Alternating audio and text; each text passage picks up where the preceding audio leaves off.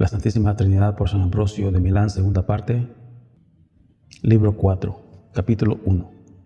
Considerando, Majestad, la razón por la que los hombres se han extraviado hasta tal punto que muchos siguen diversos caminos de creencias acerca del Hijo de Dios, lo maravilloso parece no ser en absoluto que el conocimiento humano se ha sentido desconcertado al tratar con cosas sobrehumanas, pero no se ha sometido a la autoridad de las Escrituras. ¿Qué razón en verdad hay para maravillarse si con su sabiduría mundana los hombres no lograron comprender el misterio de Dios Padre y del Señor Jesucristo, en quien están escondidos todos los tesoros de la sabiduría y del conocimiento? Colosenses 2:3, cuyo misterio ni siquiera los ángeles han podido adquirir conocimiento, excepto por revelación. Porque ¿quién podría, por la fuerza de la imaginación y no por la fe, seguir al Señor Jesús, ahora descendiendo del cielo más alto a las sombras de abajo, ahora ascendiendo de nuevo desde el Hades a los lugares celestiales? Se vació en un momento para habitar entre nosotros y sin embargo nunca se hizo menos de lo que era, estando el Hijo siempre en el Padre y el Padre en el Hijo. Incluso el precursor de Jesucristo, aunque solo en la medida en que representaba a la sinagoga, dudó de él, aquel que fue designado para ir delante del Señor y finalmente, enviando mensajeros, preguntó: ¿eres tú el que debe venir o buscamos a otro? Mateo 11:3. También los ángeles quedaron fascinados ante el misterio celestial.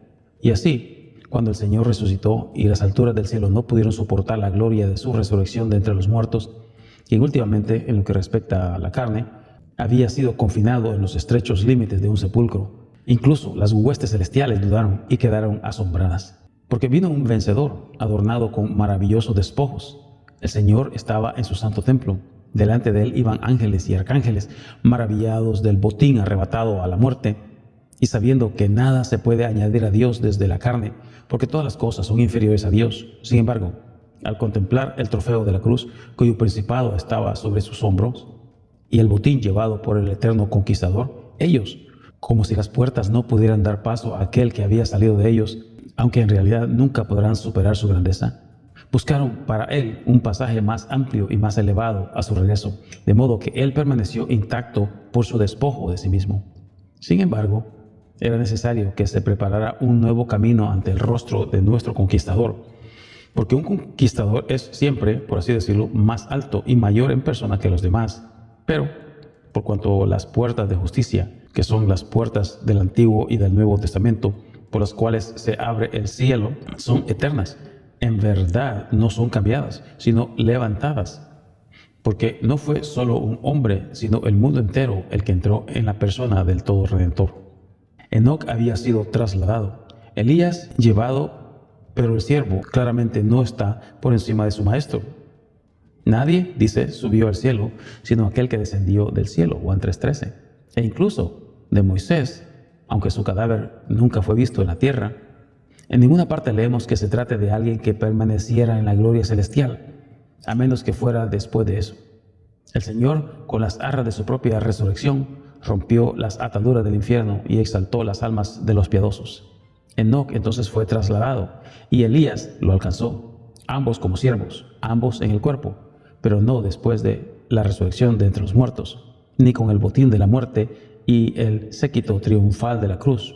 Por lo tanto, los ángeles, divisando la aproximación del Señor, el primero y único vencedor de la muerte, ordenaron a sus príncipes que se alzaran las puertas, diciendo en adoración: levantad las puertas, los que son príncipes entre vosotros, y alzaos, oh puertas eternas, y entrará el Rey de gloria. Salmo 24:7, Septuaginta. Sin embargo, todavía había, incluso entre los huestes del cielo, algunos que estaban asombrados, abrumados por el asombro ante tal pompa y gloria como nunca antes habían contemplado, y por eso preguntaban: ¿quién es ese Rey de gloria? Salmo 24:8. Sin embargo, viendo que los ángeles, así como nosotros, adquieren su conocimiento paso a paso y son capaces de avanzar, ciertamente debemos mostrar diferencia de poder y comprensión, porque solo Dios está por encima y más allá de los límites impuestos por el avance gradual, poseyendo, como Él lo hace, toda perfección desde la eternidad. Otros también, es decir, los que ya habían estado presentes en su resurrección, los que lo habían visto o lo habían reconocido, respondieron: es el Señor fuerte y poderoso, el Señor poderoso en batalla. Luego, nuevamente, la multitud de ángeles cantó en coro triunfal: levantad las puertas, oh vosotros, los príncipes de ellos, y alzaos puertas eternas, y entrará el Rey de Gloria. Y de nuevo vino el desafío de los que se quedaron asombrados. ¿Quién es ese Rey de Gloria? Porque le vimos sin forma ni hermosura. Isaías 53:2. Si pues no es Él, ¿quién es ese Rey de Gloria? Los que saben respondieron: el Señor de los ejércitos. Él es el Rey de Gloria. Por tanto, el Señor de los ejércitos es el Hijo. ¿Cómo entonces los arrianos llaman falible a aquel a quien creemos Señor de los ejércitos, así como creemos en el Padre? ¿Cómo pueden hacer distinciones entre los poderes soberanos de cada uno cuando hemos encontrado al Hijo, así como también al Padre, intitulado Señor de Sabaoth? Porque en este mismo pasaje, la lectura en muchas copias dice: el Señor de Sabaoth, Él es el Rey de Gloria. Ahora bien, los traductores para la frase el Señor de Sabaoth han traducido en algunos lugares el Señor de los ejércitos, y en otros han traducido el Señor el Rey, y en otros incluso han traducido el Señor omnipotente. Por lo tanto, ya que aquel que ascendió es el Hijo, y nuevamente aquel que ascendió es el Señor de Sabaoth, seguramente se sigue que el Hijo de Dios es omnipotente. Capítulo 2. ¿Qué haremos entonces? ¿Cómo ascenderemos al cielo? Allí estarán estacionadas potestades, principados, ordenados, que guardan las puertas del cielo y desafían al que asciende. ¿Quién me dará paso si no proclamo que Cristo es todopoderoso? Las puertas están cerradas, no se abren a todos y cada uno.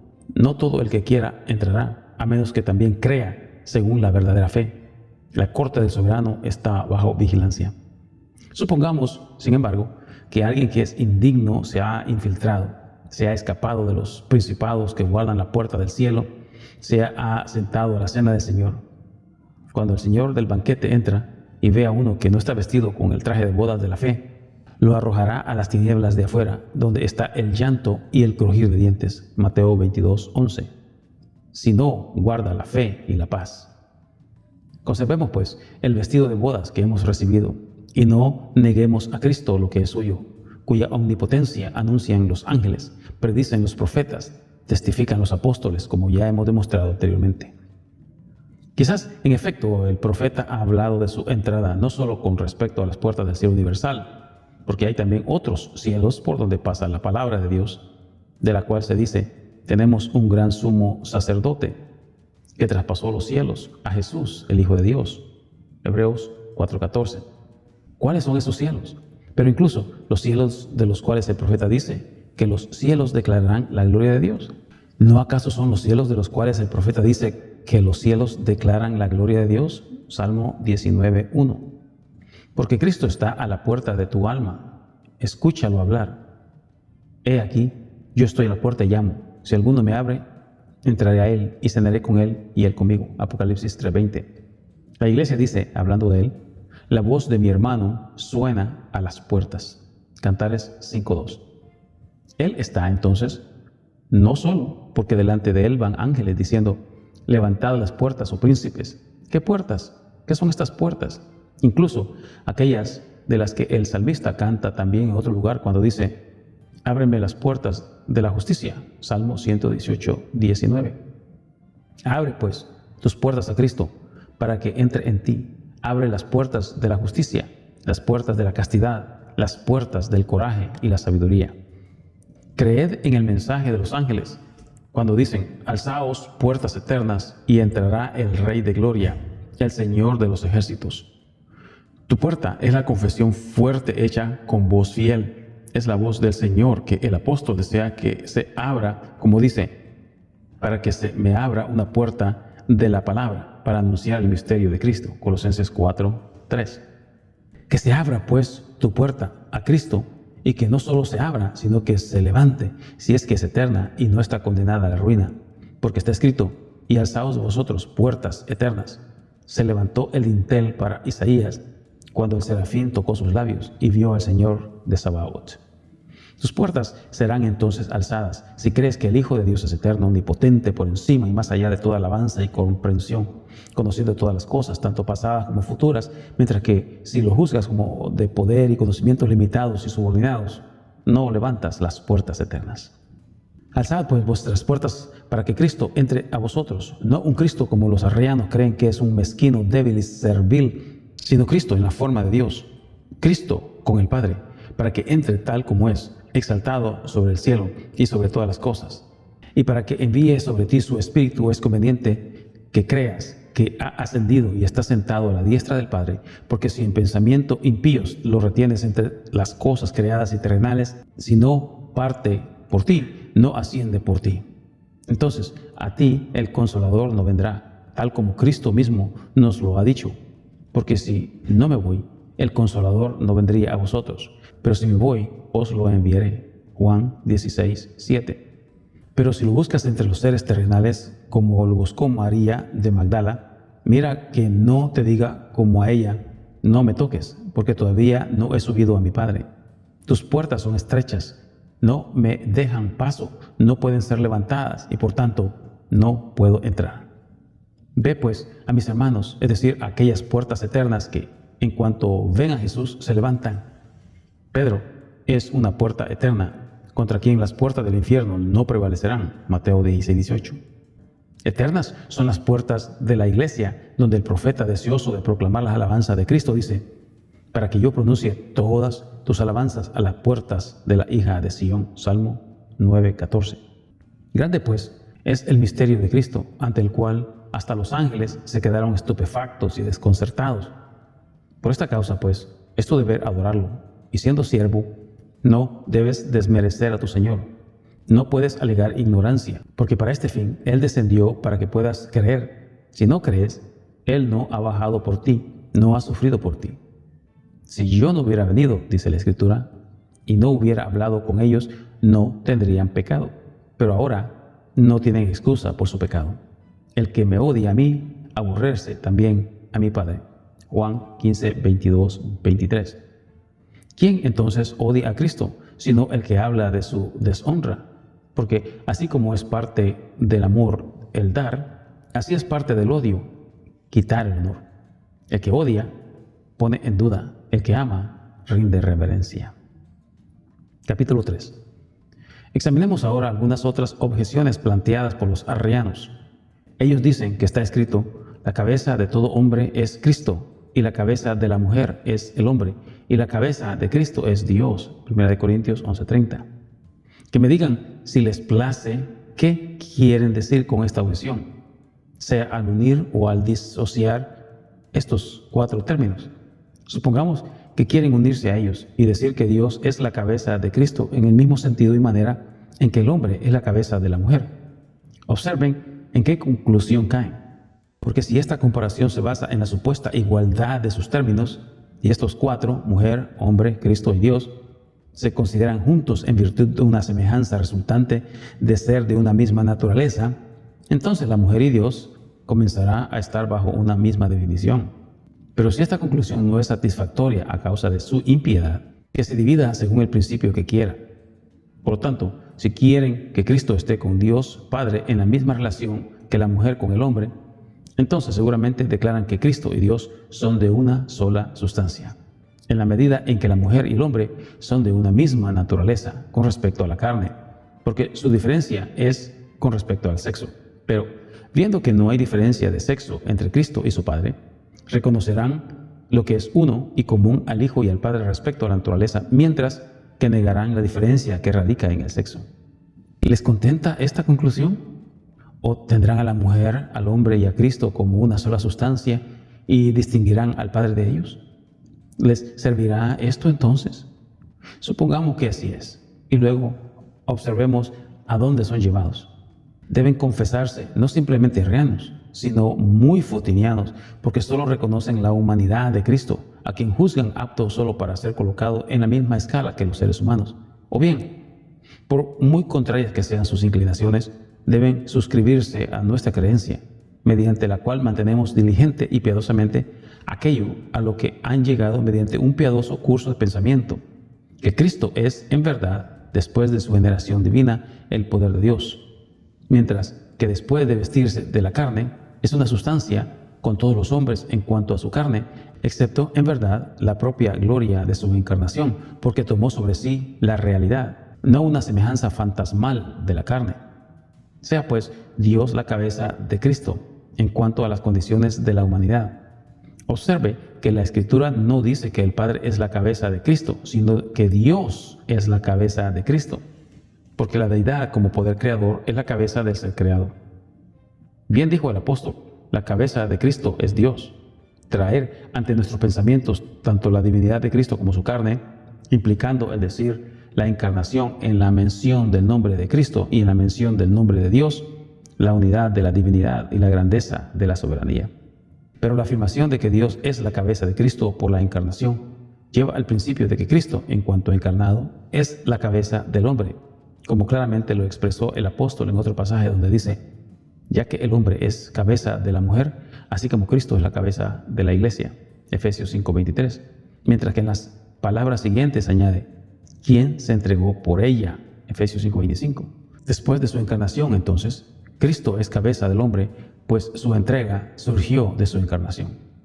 La cabeza de Cristo, pues, es Dios, en cuanto se considera su forma de siervo, es decir, del hombre, no de Dios.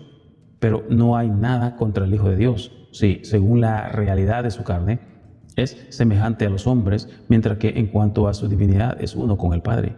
Pues con esta consideración de Él, no tomamos nada de su soberanía, sino atribuirle compasión.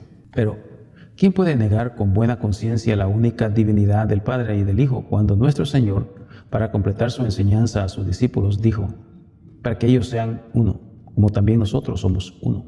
El registro representa un testimonio de la fe, aunque los arrianos lo desvían para adaptarlo a su herejía, porque como no pueden negar la unidad de la que tantas veces se habla, se esfuerzan por disminuirla para que la unidad de Dios que subsiste entre el Padre y el Hijo pueda parecer tal como alguna unidad de devoción y fe entre los hombres, aunque incluso entre los hombres mismos la comunidad de naturaleza constituye su unidad.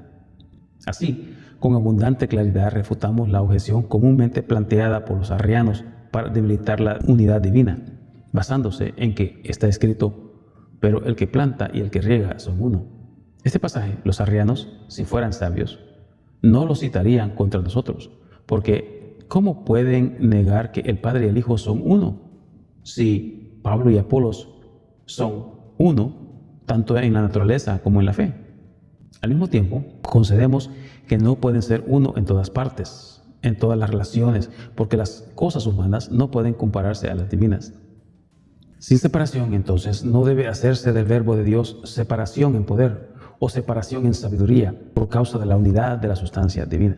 Además, Dios Padre está en el Hijo, como muchas veces lo encontramos escrito, pero no como santificador que carece de santificación, ni como llenado de un vacío, porque el poder de Dios no conoce vacío.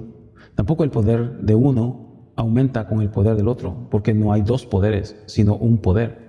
Ni la divinidad contempla la divinidad, porque no hay dos divinidades, sino una divinidad. Nosotros, por el contrario, seremos uno en Cristo mediante el poder recibido y que habita en nosotros. La letra de la unidad es común, pero la sustancia de Dios y la sustancia del hombre son diferentes. Seremos el Padre y el Hijo, ya uno solo, seremos uno por gracia. El Hijo lo es por sustancia. Una cosa es la unidad por conjunción y otra la unidad por naturaleza. Finalmente, observemos qué es lo que ya ha registrado la Escritura cuando dice, para que todos sean uno, como tú, Padre, en mí y yo en ti, Juan 17:21. Notemos ahora que Él no dijo, tú en nosotros y nosotros en ti, sino tú en mí y yo en ti, para ponerse aparte de sus criaturas. Luego añade, para que también ellos estén en nosotros, para separar aquí de nosotros su dignidad y la de su Padre, para que nuestra unión en el Padre y el Hijo parezca el resultado, no de la naturaleza, sino de la gracia, mientras que con respecto a la unidad del Padre y del Hijo, se puede creer que el Hijo no ha recibido por gracia, sino que la posee por derecho natural de su filiación. Capítulo 4. Otra objeción que plantean los arrianos, negando que el poder del Padre y del Hijo puedan ser uno y el mismo, se basa en las palabras: de cierto os digo, el Hijo no puede hacer nada por sí mismo, sino lo que ha visto hacer al Padre. Juan 5:19. Y por eso afirman que el Hijo no ha hecho nada por sí mismo, ni puede hacer nada excepto lo que ha visto hacer al Padre. Oh sabia presencia de los argumentos de los incrédulos, que proporcionaste además medios para responder a las preguntas, añadiendo las palabras que siguen. Porque todo lo que hace el Padre, así también lo hace el Hijo. Juan 5:19. Porque esta es de hecho la secuela. ¿Por qué entonces está escrito: el Hijo hace las mismas cosas? Y no dice: hace cosas parecidas. Para que puedas juzgar que en el Hijo hay unidad en las obras del Padre, no imitación de ellas. Pero para poner a prueba sus pruebas, a su vez, quisiera que respondieran a la pregunta de si el Hijo ve las obras del Padre. ¿Ve, pregunto yo, o no? Si Él las mira, entonces también las hace. Si las hace, que los herejes dejen de negar la omnipotencia de aquel a quien confiesan capaz de hacer todo lo que ha visto hacer el Padre. Pero, ¿qué debemos entender por ha visto? ¿Tiene el Hijo alguna necesidad de ojos corporales? Es más, si afirma esto del Hijo, descubrirán también en el Padre la necesidad de la actividad corporal, para que el Hijo pueda ver lo que Él mismo debe hacer. Además, ¿qué significan las palabras: el Hijo nada puede hacer por sí mismo? Planteemos esta cuestión y debatámosla. Ahora bien, ¿hay algo imposible para el poder y la sabiduría de Dios? Estos, observen, son nombres del Hijo de Dios, cuyo poder ciertamente no es un don recibido de otro, sino tal como Él es, la vida. Es decir, su naturaleza inherente. Juan 14:6. No dependiendo de la acción vivificante de otro, sino que Él mismo vivifica a otros, porque Él es la vida. Así también Él es sabiduría. 1 Corintios 1:24. No como el que es ignorante adquiriendo sabiduría, sino haciendo a otros sabios de su propia reserva. Así también Él es poder. 1 Corintios 1:24. No porque haya obtenido aumento de fuerza por la debilidad, sino que es Él mismo poder y otorga poder a los fuertes. ¿Cómo entonces el poder afirma, por así decirlo bajo juramento: de cierto os digo? ¿Qué significa esta frase de cierto os digo? Habla Señor Jesús y afirma, repitiendo en verdad tu solemne declaración, que no puedes hacer nada excepto lo que has visto hacer el Padre. Tú hiciste el universo. ¿Hizo entonces tu Padre otro universo para que tú lo tomaras como modelo? Tus blasfemadores deben confesar que hay dos o una multitud de universos, como afirman los filósofos, y así enredarse también en ese error pagano. O, si siguen la verdad, que digan que lo que tú has hecho, tú hiciste sin ningún patrón. Dime, Señor, ¿viste a tu Padre encarnado y caminando sobre el mar? Porque no lo sé. Tengo por impío creer esto del Padre, sabiendo que tú solo has tomado sobre ti nuestra carne.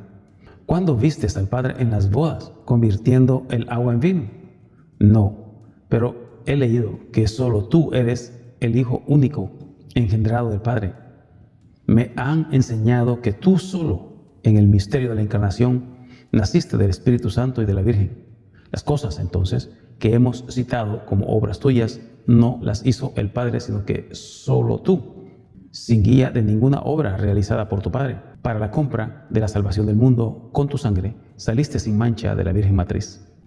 Cuando dicen, el Hijo no puede hacer nada por sí mismo, en realidad no exceptúan nada, de modo que un blasfemo llegó a decir, no puede hacer ni siquiera un mosquito, burlándose con tan testaruda blasfemia y con una insolencia tan desmesurada de la majestad del supremo poder. Sin embargo, tal vez piensen que el misterio de tu vida encarnada es una excepción necesaria. Pero di, Señor Jesús, ¿qué tierra hizo el Padre sin ti? Porque sin ti no hizo el cielo, puesto que está escrito, por la palabra del Señor fueron establecidos los cielos. Pero tampoco el Padre hizo la tierra sin ti, porque está escrito, todo fue hecho por Él, y sin Él nada fue hecho. Juan 1:3, Salmo 33:6. Porque si el Padre hizo algo sin ti, Dios Verbo, entonces no todas las cosas fueron hechas por la palabra. Y el evangelista miente. Mas, si todas las cosas fueron hechas por el Verbo, y si por ti comienzan a hacer todas las cosas que antes no eran, entonces ciertamente tú mismo, por ti mismo, has hecho lo que no viste hecho por el Padre. Aunque tal vez nuestros adversarios puedan recurrir a esa teoría de Platón y presentarte ante ti las ideas supuestas de los filósofos, que de hecho sabemos que han sido desmentidas por los propios filósofos. Por otra parte, si tú mismo has hecho todas las cosas por ti mismo, vanas son las afirmaciones de los incrédulos, que atribuyen progreso en el aprendizaje al hacedor de todo, quien por sí mismo suministra la enseñanza de su aprendizaje. Pero si los herejes niegan que los cielos o la tierra fueron hechos por ti, que se fijen en qué abismo se están lanzando con su propia locura, viendo que está escrito: perezcan los dioses que no hicieron el cielo y la tierra. Jeremías 10:11. ¿Perecerá entonces, oh arriano, aquel quien encontró y salvó lo que había perecido? Continuaremos con nuestra narración en el capítulo 5 de nuestro próximo audio.